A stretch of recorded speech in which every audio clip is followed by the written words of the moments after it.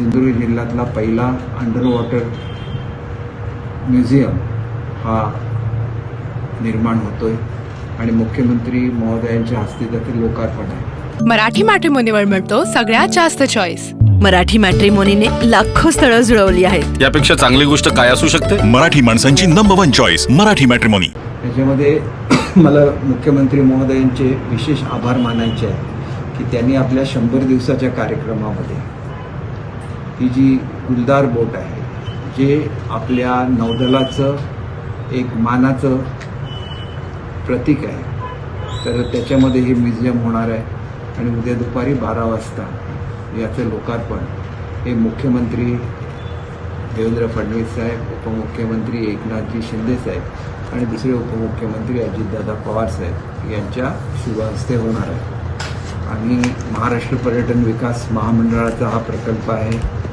या प्रकल्पाला साकार होण्यासाठी सर्वात मोठं जर कोणाचं योगदान असेल तर ते भारताचे पंतप्रधान आदरणीय नरेंद्रजी मोदी साहेब यांचं याला योगदान आहे, ज्यांनी ही बोट, हे ज्याला आपण युद्धनौका म्हणतो, ती महाराष्ट्राला देण्याचं मान्य केलं. आणि एवढंच नाही तर या प्रकल्पासाठी 50 कोटी रुपये हे केंद्र शासनाकडून उपलब्ध करून दिले. महाराष्ट्र पर्यटन विकास महामंडळाचे मॅनेजिंग डायरेक्टर, त्याचप्रमाणे पर्यटन खात्याचे सचिव दोघांनीही हा प्रकल्प होण्यासाठी खूप मेहनत केलेली आहे. यामुळे सिंधुदुर्ग जिल्ह्यातील पर्यटनाला चालना मिळणार आहे. आणि ह्या बोटीमध्ये म्युझियम झाल्यानंतर स्कुबा डायव्हिंग आणि पाणबुडीद्वारे लोकांना हे प्रत्यक्ष पाहता येईल आणि सिंधुदुर्ग जिल्ह्याच्या पर्यटनाला मोठे चालना प्राप्त होईल.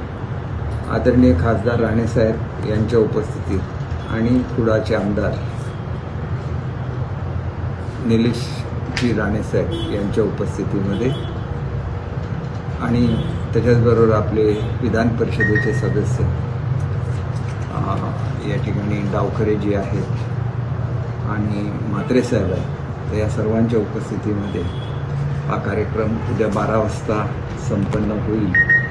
आणि त्यानंतर माझगाव डॉकला हे काम दिलेलं आहे. योग्य हवामान बघून त्या ठिकाणी याची पूर्तता होईल. या सर्वांचं मी मनापासून अभिनंदन करतो.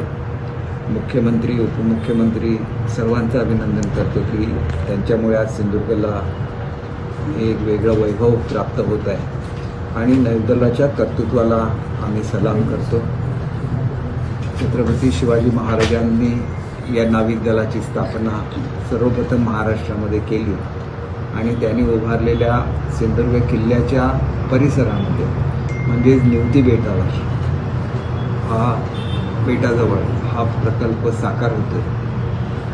ही सिंधुदुर्गवासियांच्या दृष्टीने आनंदाची बाब आहे. मी सिंधुदुर्ग जिल्ह्यातल्या जनतेच्या वतीने आदरणीय मुख्यमंत्री महोदय आणि त्यांच्या सर्व सहकार्यांना, मुख्यमंत्री महोदय, उपमुख्यमंत्री महोदय आणि त्यांच्या सर्व सहकार्यांचं मनापासून अभिनंदन करतो. एबीपी माझा, उघडा डोळे बघा नीट.